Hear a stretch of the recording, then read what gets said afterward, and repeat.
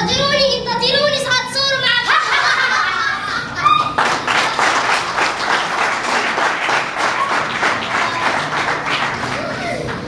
لسنا نتصور أيها الغبي، أنت تدخلت في مسرحيتنا فأفسدت تركيزنا. أرأيت يا أمينة؟ أخوك المشاكس يزعجنا. لا بأس سنواصل العمل غدا، فالوقت متأخر وأمامنا وقت طويل للتمرن قبل نهاية السنة، وقد تعبنا كثيرا.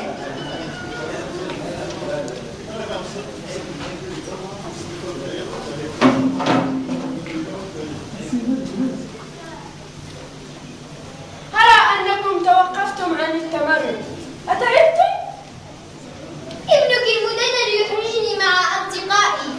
ألا تكف عن إزعاج أختك وأصدقائها، فالأمر مهم له. أمي، سأغادر مع صديقاتي، أحتاج لأن أتنشق بعد الهواء العليل، فأنا أشعر أني أكاد أختنق. كان الله في عونكم، ليس لكم إلا الصبر. لك ذلك يا ابنتي، فقط عودي قبل حلول طبعا أمي، أراكم بعد قليل.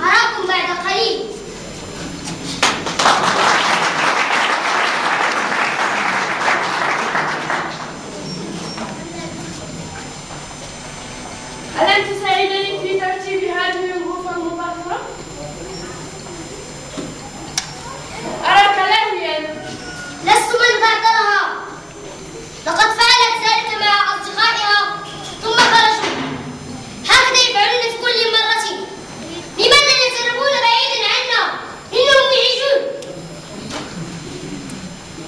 لا أسمح لك بقول ذلك عن أختي، أنا راجعة عما تفعل. إنها تبذل ما في وسعها لتحسن نفسها ولا تشتكي أبدا. تحسن نفسها؟ أظنها طلب فقط.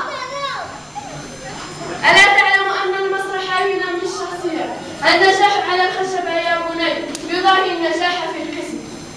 إن الفخر لا يملأنا أنا وأبوك عندما تشرفاننا في القسم. هذه المرة سنزيد المسرح. أعرف ذلك يا أمي، وأعدك ألا نخبرك أبدا. أعرف كم أختي نشيجة جدا ومتفانية، وأنا فخور بها، لكني سأتفوق عليها عندما أكبر.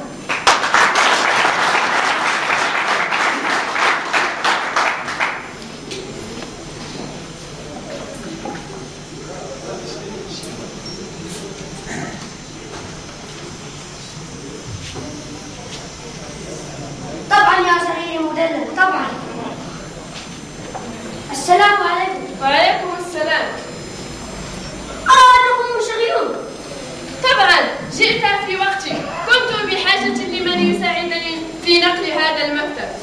حاضر سيدتي، أنا في خدمتكم دائما. ولكن ألا يكفي هذا الرجل؟ أنا أبذل ما في وسعي يا أبي، لكن هذا المبلغ ثقيل جدا.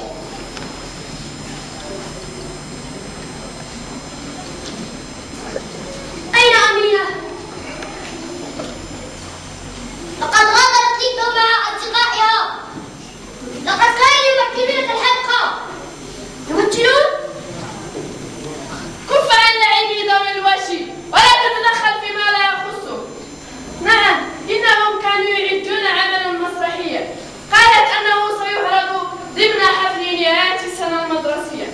المسرح؟ هذا شيء ممتاز.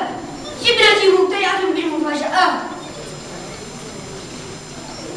مساء الخير. مساء الخير.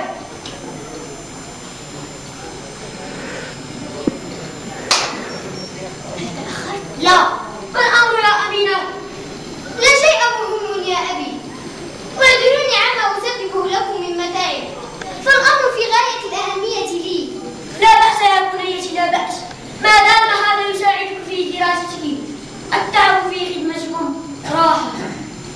أنا متعبة جدا، لكني غدا سأجتاز اختبارا هاما ويجب أن أراجع.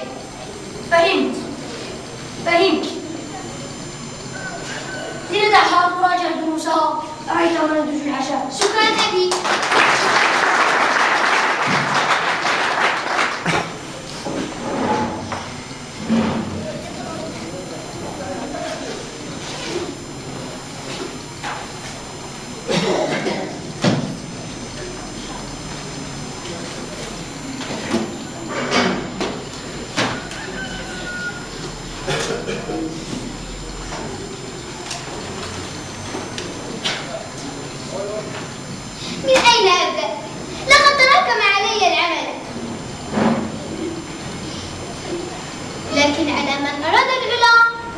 أن يسهر الليالي